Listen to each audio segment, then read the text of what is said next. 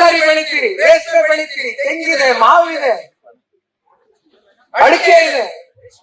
ರೇಷ್ಮೆ 50% ಹೆಚ್ಚು ರೇಷ್ಮೆ ಮೇಲೆ ಅವಲಂಬಿತರಾಗಿ ಜೀವನ ಮಾಡ್ತಾ ಇದ್ದೀರಿ. ತರಕಾರಿ ಬೆಳಿತಾ ಇದ್ದೀರಿ. ವೃಷಭಾವತಿ ನದಿ ಇವತ್ತು ಕಲುಷಿತ ಕಾಣ್ತಾ ಇದೆ. ಯಾರು ನೀವು ಬೆಳೆದಂತ ತರಕಾರಿ ತಗೊಳ್ಳೋದಿಲ್ವೇ ಮಾರ್ಕೆಟ್ ಅಲ್ಲಿ? ಹೇಳ್ತಾವ್ರಿ, ಈಗ ಹೇಳ್ತಾವ್ರೆ, ಅಪಪ್ರಚಾರ ಶುರು ಮಾಡವ್ರೆ. ಏನ್ ಇಷ್ಟು ವರ್ಷ ಏನಪ್ಪಾ ತಲೆಮಾರುಗಳಿಂದ ಬೆಳ್ಕೊಂಡ್ಬಂದು ಮಾರುಕಟ್ಟೆಗೆ ಹಾಕಿ ತರಕಾರಿಗಳು, ಅದರಿಂದ ಬರ್ತಕ್ಕಂಥ ಆದಾಯದ ಮೇಲೆ ಜೀವನ ಮಾಡ್ತಾ ಇದ್ವಿ. ಈಗ ವೃಷಭಾವತಿ ನದಿ ಕಲುಷಿತಗೊಂಡು ಬಿಟ್ಟಿದೆಯಂತೆ. ಅಲ್ಲ, ಹೈನುಗಾರಿಕೆಯನ್ನು ಹೇಳದ್ನಲ್ಲ, 6 ರಿಂದ 7 ಲಕ್ಷ ಲೀಟರ್ ಮನಸ್ಸುಗಳು ಕಲುಷಿತ ಆಗಿದೆ ಕಾರಣ. ನಾನು ನೋಡೋಣ, ಇನ್ನೊಂದು ಮಾತು ಬಹಳ ಸ್ಪಷ್ಟವಾಗಿ ಹೇಳ್ತೇನೆ. ದಯವಿಟ್ಟು ಒಂದು ಅಪಪ್ರಚಾರವನ್ನ ಒಂದಲ್ಲ 100 ಸುಳ್ಳುಗಳನ್ನ ಹೇಳ್ತಾ ಇದ್ದಾರೆ. ನಾನು ಕೂಡ ಮಾಧ್ಯಮದಲ್ಲಿ ನೋಡ್ತಾ ಇದ್ದೇನೆ. ತಾಂತ್ರಿಕವಾಗಿ ಬಂದು ಕೂತ್ಕೊಂಡು ನಿಮ್ಗೆ ಇರ್ತಕ್ಕಂಥ ವಾಸ್ತವಾಂಶದ ಮಾಹಿತಿಯನ್ನ ಕೊಡ್ಲಿಕ್ಕೆ ಇವ್ರ ಕೈಲಿ ಆಗ್ತಾ ಇಲ್ಲ. ಬರೀ ಸುಳ್ಳನ್ನೇ ಹೇಳ್ಕೊಂಡು, ಸುಳ್ಳನ್ನೇ 100 ಬಾರಿ ಹೇಳಿದ್ರೆ ಅದನ್ನ ತಲೆ ಮೇಲೆ ಹೊಡೆದು ಸತ್ಯವಾಗಿ ಸಾಬೀತು ಮಾಡ್ತೀನಿ ಅಂತಕ್ಕಂಥ ಉದ್ದಟದಿಂದ ಇಲ್ಲಿರ್ತಕ್ಕಂಥ ಕೆಲವು ರಾಜಕಾರಣಿಗಳ ನಡೆಗಳೇನಿದೆ, ಒಂದು ಮಾತನ್ನ ನಾನು ತಿಳಿಸ್ಲಿಕ್ಕೆ ಬಯಸ್ತೇನೆ. ಇಲ್ಲಿರ್ತಕ್ಕಂಥ ಶಾಸಕರಿಗೆ ಮಂಜಣ್ಣವ್ರು ಉತ್ತರ ಕೊಡ್ತಾರೆ. ನಾನು ಇನ್ನೂ ಸವಿಸ್ತಾರವಾಗಿ ಪ್ರೆಸ್ ಮೀಟ್ ಕರೆಯೋದಿದೆ, ಇವತ್ತು ಕರೆದು ಮಾತಾಡ್ತೀನಿ ಮಧ್ಯಾಹ್ನ ಊಟದ ಟೈಮಲ್ಲಿ. ಆದ್ರೆ ಒಂದು ಮಾತನ್ನ ದಯವಿಟ್ಟು ಕೈ ಜೋಡಿಸಿ ಮನವಿ ಮಾಡ್ತೀನಿ, ಕೇಳಿಸ್ಕೋಬೇಕು. ಕುಮಾರಸ್ವಾಮಿ ಅವರ ಕುಟುಂಬ 100 ಎಕರೆಗಿಂತ ಹೆಚ್ಚು ಜಮೀನನ್ನ ಈ ಭಾಗದಲ್ಲಿ ಹೊಂದಿದೆ ಅಂತಾರೆ. ಕೇತಗಾನಹಳ್ಳಿ ಜಮೀನು 85ನೇ ಇಸ್ವಿ, ನಿಖಿಲ್ ಕುಮಾರಸ್ವಾಮಿ ಹುಟ್ಟಿದ್ದು 88. ಹಲವಾರು ಬಾರಿ ಕುಮಾರಣ್ಣ ಅವರು ಹೇಳಿದ್ದಾರೆ ಆ ಜಮೀನನ್ನ ಕೊಂಡ್ಕೊಳ್ತಕ್ಕಂಥದಕ್ಕೆ. ಕುಮಾರಣ್ಣ ಅವರ ಅವತ್ತೇನು ಸಕ್ರಿಯ ರಾಜಕಾರಣದಲ್ಲಿ ಇರಲಿಲ್ಲ, ಸಿನಿಮಾ ಹಂಚಿಕೆದಾರರಾಗಿ ಗೌರವಿತವಾಗಿ ಅದ್ರಲ್ಲಿ ಬಂದಂತ ದುಡ್ಡನ್ನ ಇಲ್ಲೇನಾದ್ರೂ ನಮ್ಮ ರೈತಾಪಿ ವರ್ಗ ಈ ಭಾಗದಲ್ಲಿ ಕೆಲವೊಂದಷ್ಟು ಜನ ರೈತರುಗಳು ಅವ್ರ ಮೇಲೆ ಒತ್ತಡ ಇಲ್ಲ, ನೀವು ಇಲ್ಲಿ ಬಂದು ಒಬ್ಬ ರೈತನಾಗಿ ಹಾಸನ ಜಿಲ್ಲೆಗಷ್ಟೇ ನೀವು ಸೀಮಿತ ಮಾಡ್ಕೋಬಾರ್ದು, ಇನ್ನೂ ನಾವು ಪ್ರೀತಿಸ್ತಕ್ಕಂಥ ಜನ ಇದ್ದೇವೆ, ದಯವಿಟ್ಟು ನೀವು ಈ ಕೇತಗಾನಹಳ್ಳಿ ಜಮೀನ ಖರೀದಿ ಮಾಡುವ ಮೂಲಕ ಇಲ್ಲಿ ನೀವು ನಿಮ್ ತಂದೆಯವರು ಮಾಡಿರ್ತಕ್ಕಂಥ ಪುಣ್ಯ ಕೆಲಸಗಳೇನಿದೆ ನಿಮ್ಮ ಮೂಲಕ ಜಿಲ್ಲೆಯನ್ನ ಕಟ್ಟತಕ್ಕಂಥ ಕೆಲಸ ಮಾಡಿ ಕುಮಾರಸ್ವಾಮಿಗಳೇ ಅಂತಕ್ಕಂಥದ್ನ ಇಲ್ಲಿರ್ತಕ್ಕಂಥ ಕೆಲವೊಂದಷ್ಟು ಹಿರಿಜೀವಿಗಳು 85ನೇ ಇಸ್ವಿನಲ್ಲಿ ಕುಮಾರಣ್ಣಂಗೆ ಹೇಳಿದಂತ ಸಂದರ್ಭದಲ್ಲಿ ಖರೀದಿ ಮಾಡಿರ್ತಕ್ಕಂಥ ಜಮೀನು ಯಾರು ತಲೆ ಹೊಡೆದು ಖರೀದಿ ಮಾಡಿಲ್ಲ, ಯಾವ ಬೇರೆ ರಿಯಲ್ ಎಸ್ಟೇಟ್ ತಂದೆಗೆ ಹೋಗಿ ಖರೀದಿ ಮಾಡಿಲ್ಲ. ಗೌರವಿತವಾಗಿ ಸಿನಿಮಾ ಹಂಚಿಕೆದಾರನಾಗಿ ಬಂದಂತ ದುಡ್ಡಲ್ಲಿ ಖರೀದಿ ಮಾಡಿರ್ತಕ್ಕಂಥ ಜಮೀನು. ಅದು ಬಿಟ್ಬಿಡಿ, ಸೈಡ್ ಇಡುವ. ಈಗ ಈ ಭಾಗದಲ್ಲಿ ಇರ್ತಕ್ಕಂಥ ಜಮೀನಿನ ಬಗ್ಗೆ ಚರ್ಚೆ ಮಾಡ್ತಾರೆ. ಅನಿತಾ ಕುಮಾರಸ್ವಾಮಿ ಅವರ ಹೆಸರಿನಲ್ಲಿ ದಯವಿಟ್ಟು ಮಾಧ್ಯಮದ ಮಿತ್ರರು ಇದನ್ನ ನೋಟ್ ಮಾಡ್ಕೋಬೇಕು. ಪದೇ ಪದೇ ಇದ್ರ ಬಗ್ಗೆ ಚರ್ಚೆ ಮಾಡಲ್ಲ. ಪದೇ ಪದೇ ಚರ್ಚೆ ಮಾಡದಂತವ್ರಿಗೆಲ್ಲ ನಾವು ಪ್ರತಿಕ್ರಿಯೆ ಕೊಟ್ಕೊಳಕ್ ಹೋಗೋದಿಲ್ಲ.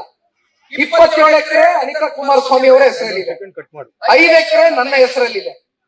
ಇದನ್ನ ತಗೊಂಡಂತ ಕಾರಣ ಏನಪ್ಪಾ ಅಂದ್ರೆ, ಕೋವಿಡ್ ಬಂದಂತ ಸಂದರ್ಭದಲ್ಲಿ ನಾನು ನಿಮ್ಗೆ ಹೇಳ್ತೀನಿ, ತಗೊಂಡು ಕೃಷಿ ಭೂಮಿಯಾಗಿ ಇಟ್ಕೊಂಡಿದ್ದೇವೆ, ಯಾವುದೇ ಕಮರ್ಷಿಯಲ್ ಬಿಲ್ಡಿಂಗ್ ಗಳು ಏರಿಸಿಲ್ಲ. ದಯವಿಟ್ಟು ಬಂದು ನೋಡಬಹುದು. ಇಲ್ಲಿ ನಾವು ಕೃಷಿ ಮಾಡ್ತಕ್ಕಂಥದಕ್ಕೆ ಸನ್ಮಾನ್ಯ ಕುಮಾರಣ್ಣ ಅವ್ರ ತಲೆಯಲ್ಲಿ ಒಂದು ಆಲೋಚನೆ ಬಂತು. ಕೋವಿಡ್ ಸಂದರ್ಭದಲ್ಲಿ ನಿಮ್ಗೆ ಹೇಳ್ತೀನಿ, ಇವತ್ತು ಕೇತಗಾನಹಳ್ಳಿ ಜಮೀನಿಗೆ ಬನ್ನಿ, ಮಿಷಿನರಿ ಖರೀದಿ ಮಾಡಿದೀವಿ, ತೋರಿಸ್ತೀವಿ, ಸಾಕ್ಷಿ ಇದೆ. ಇಲ್ಲಿ ಮಹಾನುಭಾವರು ಸಾಕ್ಷಿ ಗುಡ್ಡೆ ಅಂತ ಭಾಷಣ ಮಾಡ್ತಾರೆ, ಆ ಸಾಕ್ಷಿ ತೋರಿಸ್ತೀವಿ. ಕೋವಿಡ್ ಬಂದಂತ ಸಂದರ್ಭದಲ್ಲಿ ನಾವು ನಮ್ಮ ತಂದೆ ಇಬ್ರು ಕೂತ್ಕೊಂಡು 6 ರಿಂದ 7 ಲಕ್ಷ ಲೀಟರ್ ಈ ಭಾಗದ ರೈತರು ಹಾಲಾಗ್ತಾ ಇದ್ದಾರೆ.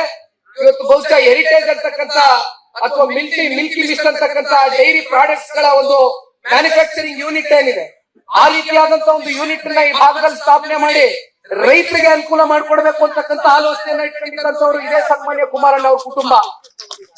ಅದಕ್ಕೆ ಮಿಷಿನರಿ ಖರೀದಿ ಮಾಡಿಟ್ಟಿದ್ದೇವೆ ಕೇತಗಾನಹಳ್ಳಿ ಜಮೀನಲ್ಲಿ, ದಯವಿಟ್ಟು ಬಂದು ತಾವು ನೋಡಬಹುದು, ತೋರಿಸ್ತೇನೆ ಅದನ್ನು ಕೂಡ.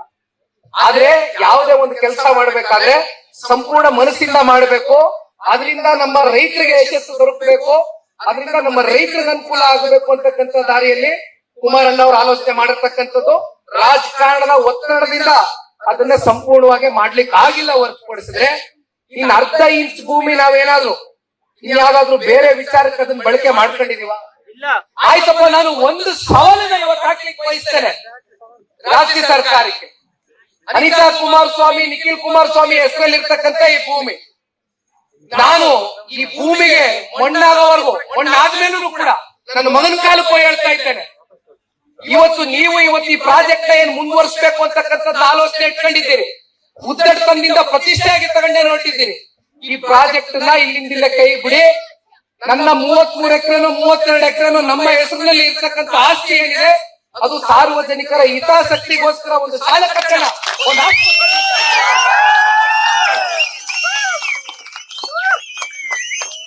ಒಂದು ವೃದ್ಧಾಶ್ರಮ ಕಟ್ಟಡ, ಏನು ಬೇಕಾದ್ರೂ ಮಾಡೋಣ. ಸಾರ್ವಜನಿಕರ ಹಿತಾಸಕ್ತಿಗೆ, ರೈತರ ಹಿತಾಸಕ್ತಿಗೆ ಆ ಭೂಮಿಯನ್ನ ನಿಖಿಲ್ ಕುಮಾರಸ್ವಾಮಿ ಅವರ ಕುಟುಂಬ ಮೀಸಲಿಡ್ತೇವೆ. ಇವತ್ತು ನೀವೇನಾದ್ರು ಈ ಪ್ರಾಜೆಕ್ಟ್ ಕೈ ಬಿಡ್ತಕ್ಕಂಥದ್ದಾದ್ರೆ ಮೀಸಲಿಡ್ತಾರೆ. ಇವತ್ತು ರೈತರ ಮುಂದೆ ನಾನು ಕಮಿಟ್ಮೆಂಟ್ ಮಾಡ್ತಾ ಇದ್ದೇನೆ. ನಾವು ನಿಮ್ ತರ ಕಮರ್ಷಿಯಲ್ ಪರ್ಪಸ್ಗೋಸ್ಕರ ತಲೆನಲ್ಲಿ ಇಟ್ಕೊಂಡು ಇವತ್ತು ನಾವು ಈ ಜಮೀನನ್ನ ಖರೀದಿ ಮಾಡಿರ್ತಕ್ಕಂಥವ್ರಲ್ಲ. ಇನ್ನೊಂದು ಮಾತು ಹೇಳ್ತಾರೆ ಇಲ್ಲಿರ್ತಕ್ಕಂಥ ಶಾಸಕರು, ಕುಮಾರಸ್ವಾಮಿ ಅವರು ರೆಡ್ ಝೋನ್ ಮಾಡ್ಬಿಟ್ರು, ಅಕ್ಕಪಕ್ಕ ಎಲ್ಲ ಲೇಔಟ್ಗಳಾಗ್ಬಿಟ್ಟವೆ, ಅಕ್ಕಪಕ್ಕ ಲೇಔಟ್ಗಳು ಅಲ್ಲ. ಅವ್ರ ಪ್ರಶ್ನೆಲ್ಲ ಉತ್ತರ ಇದೆಯಲ್ಲ ಸ್ವಾಮಿ, ಅಕ್ಕಪಕ್ಕ ಲೇಔಟ್ ಆಗ್ಬಿಟ್ಟದೆ, ಇದು ರೆಡ್ ಝೋನ್ ಮಾಡಿದ್ದಾನೆ. ಇಲ್ಲಿವರೆಗೂ ಬಂದು ಯಾರು ಕೂಡ ರಿಯಲ್ ಎಸ್ಟೇಟ್ ದಳ್ಳಾಳಿಗಳು ಬಂದು ಇದು ಲೇಔಟ್ ಆಗಿ ಪರಿವರ್ತನೆ ಮಾಡ್ಲಿಲ್ವಲ್ಲ. ಅವ್ರ ಪ್ರಶ್ನೆ ಎಲ್ಲ ಉತ್ತರ ಇತ್ತಲ್ಲ, ಅಕ್ಕಪಕ್ಕ ಲೇಔಟ್ಗಳಾಗ್ಬಿಟ್ಟದಂತೆ. ಲೇಔಟ್ಗಳಾಗಿರ್ತಕ್ಕಂಥ ಲೇಔಟ್ಗಳು ಎಷ್ಟು ಮಾರಾಟ ಆಗಿದೆ ಅದ್ರ ಬಗ್ಗೆ ಹೇಳ್ಬೇಕಲ್ಲ ಸ್ವಾಮಿ. ಇಲ್ಲಿ ಕೊನೆಗೆ ರೈತರನ್ನ ಉಳಿಸಿದವ್ರು ಇದೇ ಕುಮಾರಣ್ಣ ಅವರು. ನೋಡೋಣ, ಇನ್ನೊಂದು ಮಾತು ಹೇಳ್ತೇನೆ, ದ್ವಂದ್ವದ ಚರ್ಚೆಗಳು ಬೇಡ, ದ್ವಂದ್ವದ ಹೇಳಿಕೆಗಳು ಬೇಡ. ನಿಮ್ಮ ಸರ್ಕಾರದಲ್ಲೇ ಬಹಳ ಹಿಂದೆ ಹೋಗೋದು ಬೇಡ. ಇಲ್ಲಿ ನಾರಾಯಣ ಸೋಮಣ್ಣ ಅವರೇ ನಮ್ ದೇವನಹಳ್ಳಿ ವಿಧಾನಸಭಾ ಕ್ಷೇತ್ರದ ಮಾಜಿ ಶಾಸಕರು, ಕೇರಳ ಚಂದ್ರಪಟ್ಟಣ ಹೋಗ್ಲಿ 4 ವರ್ಷದ ಹೋರಾಟ, 1777 ಎಕರೆ, ಸರಿನಾ? 4 ವರ್ಷದ ಹೋರಾಟ ಏನಾಗಿ ಡಿಕ್ಲೇರ್ ಮಾಡಿದ್ರು ಹಿಂದಿನ ಮುಖ್ಯಮಂತ್ರಿಗಳು, ಇವತ್ತಿನ ಸರ್ಕಾರ? ಸ್ಪೆಷಲ್ ಅಗ್ರಿಕಲ್ಚರ್ ಝೋನ್, ವಿಶೇಷ ಕೃಷಿ ವಲಯ ಅಂತಕ್ಕಂಥದ್ದನ್ನ ಡಿಕ್ಲೇರ್ ಮಾಡಿದಂತವ್ರು ಯಾರು? ಚಂದ್ರಪಟ್ಟಣ ಹೋಬಳಿನಲ್ಲಿ ದೇವನಹಳ್ಳಿ ವಿಧಾನಸಭಾ ಕ್ಷೇತ್ರದಲ್ಲಿ ಏನ್ 25 ವರ್ಷದಿಂದ ಮಾಡಿದ್ರ? ಎಣ್ಣೆ ಮನೆ ತಾನೇ ಮಾಡಿದ್ದು ಅಲ್ಲಪ್ಪ. ನಾನು ಒಂದ್ ಮಾತು ಹೇಳ್ತೀನಿ, ಇವ್ರು ಮಾತು ಎತ್ತಿದ್ರೆ ಪಾಪ ಇಲ್ಲಿ ಇರ್ತಕ್ಕಂಥವ್ರು ಮುಖ್ಯಮಂತ್ರಿಗಳಾಗಿದ್ದಾರೆ, ಜಿಲ್ಲೆಯಿಂದ ನೀವೆಲ್ಲ ಮುಖ್ಯಮಂತ್ರಿಗಳಾದವ್ರೆ. ಸತ್ಯವಾದ ನಮ್ಗೆ ಹೊಟ್ಟೆ ಉರಿ ಇಲ್ಲ ಗುರು, ಎಲ್ರಿಗೂ ಭಗವಂತ ಅವಕಾಶ ಕೊಡ್ತಾನೆ, ಜನರ ಅವಕಾಶ ಕೊಡ್ತಾನೆ. ಅಲ್ಲಿವರೆಗೂ ನಾವೆಲ್ಲ ಕಾಯ್ತೀವಿ, ನಮ್ಗೆ ಯಾರ ಮೇಲೂ ಹೊಟ್ಟೆ ಉರಿ ಇಲ್ಲ. ಅದೇನಪ್ಪ ಮಾತು ಎತ್ತಿದ್ರೆ ನಾನ್ ಡಿನೋಟಿಫಿಕೇಶನ್ ಮಾಡಲ್ಲ, ನಾನ್ ಡಿನೋಟಿಫಿಕೇಶನ್ ಮಾಡಿದ್ರೆ ಜೈಲ್ ಬಂದ್ಕೊಳ್ತೀನಿ, ನನಗ್ ಪೆನ್ನು ಪೇಪರ್ ಕೊಡಿ ಅಂತ ನಿಮ್ಮ ಹತ್ರ ಪೆನ್ನು ಕೀಸ್ಕೊಂಡ್ರು, ಪೇಪರ್ ಕಿತ್ಕೊಂಡ್ರು. ಪೆನ್ನು ಯಾರು ಬಳಕೆ ಮಾಡ್ತೀರಿ ಸ್ವಾಮಿ? ಯಾರು ಬಳಕೆ ಮಾಡ್ತೀರಿ? ಈಗ ನಾನು ಕೇಳೋದು ಮಂಜಣ್ಣವ್ರೆ, ಈಗ ರಾಜ್ಯ ಸರ್ಕಾರ ರೆಡ್ ಝೋನ್ ಆಗಿ ಕುಮಾರಣ್ಣ ಅವ್ರ ಕಾಲಘಟ್ಟದಲ್ಲಿ ಡಿಕ್ಲೇರ್ ಆಗಿದೆ ಅಂದ್ರೆ ಮತ್ತೆ ರಾಜ್ಯ ಸರ್ಕಾರಕ್ಕೆ ಇದನ್ನ ತಿದ್ದುಪಡಿ ಮಾಡ್ತಕ್ಕಂಥ ಶಕ್ತಿ ಇದೆಯೋ ಇಲ್ವೋ ಶಾಸನದಲ್ಲಿ? ಇದೆಯಾ ಇಲ್ವೋ? ಅಷ್ಟರ ನಾವು ಮಾಡಿದವ್ರು ಅಂದಿನ ಮುಖ್ಯಮಂತ್ರಿ ಯಾತಕ್ ಮಾಡಿದ್ರು ಕುಮಾರಣ್ಣ ಅವರ ಅವತ್ತು ರೆಡ್ ಝೋನ್ ಆಗಿ? ರೈತರು ನುಡ್ಸಕ್ಕೆ ಅಣ್ಣ, ಕುಮಾರಣ್ಣವರು ಇದೇ ಕುಮಾರಣ್ಣವರ ಕೃಷ್ಣ ಕಚೇರಿ, ಅಂದಿನ ಮುಖ್ಯಮಂತ್ರಿಗಳ ಅಧಿಕೃತ ಕಚೇರಿ. 3 ಮೀಟಿಂಗ್ ಮಾಡ್ತಾರೆ ಅಲ್ಲಿ. ಜನತಾದಳ ಪಕ್ಷದ ರೈತರು ಬನ್ನಿ, ಮತ್ತೊಂದು ಪಕ್ಷದ ರೈತರು ಅಂತಕ್ಕಂಥದ್ದನ್ನ ಯಾರ ಮೇಲೂ ಹಣಪೇಟಿ ಕಟ್ಲಿಲ್ಲ ಕುಮಾರಣ್ಣ ಅವರು. ರೈತರು ಅಂತಕ್ಕಂಥದ್ದು ಎಲ್ಲರೂ ಒಂದೇ, ದಯವಿಟ್ಟು ಬನ್ನಿ, ಅದೇನ್ ಚರ್ಚೆ ಮಾಡುವ, ಕೂತ್ಕೊಂಡು ನಿಮ್ ಕಷ್ಟ ಏನಿದೆ ನನ್ನ ಹತ್ರ ಹಂಚ್ಕೊಳ್ಳಿ. ಅಹಂಕಾರ ತೋರಿಸಲಿಲ್ಲ, ಗರ್ವ ತೋರಿಸಲಿಲ್ಲ. ಗರ್ಭ ಯಾವತ್ತೂ ಕೂಡ ಉಪಯೋಗ ಮಾಡುವಂತವರಲ್ಲ. ತಲೆಬಾಗದು ಇವತ್ತು ಹೇಳ್ತಾರೆ. ನಾನ್ ನೋಡಿದೆ ಯಾವ್ದೋ ಒಂದು ಮಾಧ್ಯಮಕ್ಕೆ ಇಲ್ಲಿ ಇರ್ತಕ್ಕಂಥ ಹಿರಿ ಜೀವಿ ಒಬ್ರು ರೈತರು ಕುಮಾರಣ್ಣ ಹೇಳಿದಂತ ವಿಚಾರನ ಅವ್ರ ಬಾಯಲ್ಲಿ ಬಂದದ್ದು ನೋಡಿದ್ದೀವಿ. ಒಂದು ಗ್ಯಾರಂಟಿ ನ್ಯೂಸ್ ಚಾನಲ್ ಮಾತಾಡಿಲ್ಲ. ಒಂದೊಂದು ವಿಚಾರನೂ ನಾನು ನೋಡ್ತಾ ಇದ್ದೀನಿ, ಅಪ್ಡೇಟ್ ನೋಡ್ತಾ ಇಲ್ಲ ಅಂತ ಬಿಡಿ. ನಿಖಿಲ್ ಕುಮಾರಸ್ವಾಮಿ ಇದಕ್ಕಿಂತ ದೊಡ್ಡ ಕೆಲಸ ನನ್ಗೆ ಇನ್ನೇನಿಲ್ಲ, ನಿಮ್ ಜೊತೆ ನಿಂತ್ಕೊಂಡು ಅವ್ರು ಹೇಳ್ತಾರೆ ಕುಮಾರಣ್ಣ ಅವರು ಯಾವಾಗ ಪರಿವರ್ತನೆ ಮಾಡ್ಕೊತಾರೆ ಮನ್ಸು ಅಂದ್ರೆ, ಒಂದು ರೈತ ಮಹಿಳೆ, ಒಂದು ತಾಯಿ ಒಂದು ಕುಮಾರಣ್ಣ ಅವ್ರನ್ನ ನಾವು ಇದ್ರ ಮೇಲೆ ಜೀವನವನ್ನ ಕಟ್ಕೊಂಡಿದ್ದೇವೆ, ನಮ್ಗೆ ಭೂಮಿ ತಾಯಿಯನ್ನ ನಂಬ್ಕೊಂಡು ಜೀವನ ರೂಪಿಸ್ಕೊಂಡಿದ್ದೇವೆ, ಕೈ ಮಾಡಿ ಪ್ರಾಜೆಕ್ಟ್ ನ ಕೈ ಬಿಡಿ ಅಂದಾಗ ಕುಮಾರಣ್ಣ ಅವರು ಫೈನಲ್ ನೋಟಿಫಿಕೇಶನ್ ಹೊರಡಿಸಿರ್ಲಿಲ್ಲ. ಪ್ರಥಮ ಸೂಚನೆ ಮಾಡಿದ್ರು, ಪ್ರಥಮ ನೋಟಿಫಿಕೇಶನ್ ಪ್ರಿಲಿಮಿನರಿ ಆಗಿತ್ತಷ್ಟೇ, ಪ್ರಾಜೆಕ್ಟ್ ಅಪ್ರೂವಲ್ ಮಾಡಿದ್ರು. ಅರ್ಥ ಮಾಡ್ಕೊಳ್ಳಿ, ಕುಮಾರಣ್ಣ ಅವರು ಯಾವತ್ತೂ ಕೂಡ ರೈತರ ವಿರುದ್ಧವಾಗಿ ಅವರ ಜೀವನದಲ್ಲಿ ತೀರ್ಮಾನ ತಗೊಂಡಂತವರಲ್ಲ. ಸುಮ್ನೆ ಇಲ್ಸಂದಿರ ಆರೋಪಗಳು ಮಾಡ್ಕೊಂಡು ಕಥ ಕಟ್ಟೋದು ಬೇಡ. ನಾವು ಎಲ್ಲದಕ್ಕೂ ಹೋರಾಟಕ್ಕೆ ಸಿದ್ಧರಾಗಿ ತಯಾರಾಗಿ ಬಂದಿರ್ತಕ್ಕಂಥವ್ರು ನಾವು ರೈತರ ಮಕ್ಕಳೇ. ನಮಗೂ ಗೊತ್ತಿದೆ ಯಾವ್ಯಾವ ಸಂದರ್ಭದಲ್ಲಿ ಯಾವ್ಯಾವ ವಿಚಾರಕ್ಕೆ ಎದುರ್ಕೊಂಡು ಓಡಾಡ್ತಕ್ಕಂಥ ಮಕ್ಕಳು ನಾವೇನಲ್ಲ. ಅವರ ಬೆದರಿಕೆಗಳಿಗೆ ಯಾವ ಕೂಡ ದೇವೇಗೌಡರ ಕುಟುಂಬ ಇಲ್ಲಿವರೆಗೂ ರಾಮನಗರ ಜಿಲ್ಲೆಯಲ್ಲಿ ತಲೆ ತಗ್ಗಿಸ್ತಂತವ್ರಲ್ಲ. ಅರ್ಥ ಮಾಡ್ಕೋಬೇಕಾಗಿರ್ತಕ್ಕಂಥದ್ದು ಸುಳ್ಳು ಬೇಡ. ಬನ್ನಿ ಕೂತ್ಕೊಂಡು ಚರ್ಚೆ ಮಾಡೋಣ. ಈಗ ರೆಡ್ ಝೋನ್ ನಿಮ್ಗೆ ಅವಕಾಶ ಇದ್ದಾಗ ಈಗ ಅದೆಂತದೋ ನಾನು ಜೈಲ್ಗೆ ಹೋಗ್ಬಿಡ್ತೀನಿ ಅಂತಾರೆ. ಅಲ್ಲ, ಈ ಸಾರ್ವಜನಿಕರ ಹಿತಾಸಕ್ತಿಗೆ ರೆಡ್ ಝೋನ್ ಅಂತ ಮಾಡಿದಾಗ ಮತ್ತೆ ಸಾರ್ವಜನಿಕರ ಹಿತಾಸಕ್ತಿಗೆ ರೆಡ್ ಝೋನ್ ತೆಗಿಬೇಕು ಅಂತಂದಾಗ ನಿಮ್ಗೆ ಯಾರು ಸ್ವಾಮಿ ಇಟ್ಕೊಂಡಿರೋರು? ಪೆನ್ನು ಪೇಪರ್ ಕೊಟ್ಟಿಲ್ಲ ಸ್ವಾಮಿ, 4 ಕ್ಷೇತ್ರ ಸಿಲೆಕ್ಷನ್ ಸ್ವಾಮಿ ಇಲ್ಲಿ ಜಿಲ್ಲೆನಲ್ಲಿ. ಆಯ್ತಪ್ಪ, ಕೊನೆ ಒಪ್ಕೊಂಡ್ಬಿಡ್ಲಿ, ಪ್ರಾಜೆಕ್ಟ್ ನ ಇಲ್ಲಿ ನಿಲ್ಸ್ಲಿ, ನಾವು ಬರ್ತೀವಿ. ನಿಮ್ ಮಾಡಿರುವಾಗ ನಾವು ಬಂದ್ಬೇಕಾದ್ರೆ ಮತ್ತೆ ರೆಡ್ ಝೋನ್ ತೆಗೆದು ಬೀಸಾಕಿ ಶಕ್ತಿ ತುಂಬಿಸಿ ನಂಬಿಕೆ ಹೇಳಿ. ಹೋಗ್ಬೇಡಿ. ನಾವಾಗ್ಲಿ ಮನೆಯವರಾಗ್ಲಿ ರಾತ್ರಿ 12 ಗಂಟೆಯಲ್ಲಿ ಫೋನ್ ಮಾಡಿ ಬಂದು ನಿಂತ್ಕೊತೀವಿ ನಿಮ್ ಮುಂದೆ.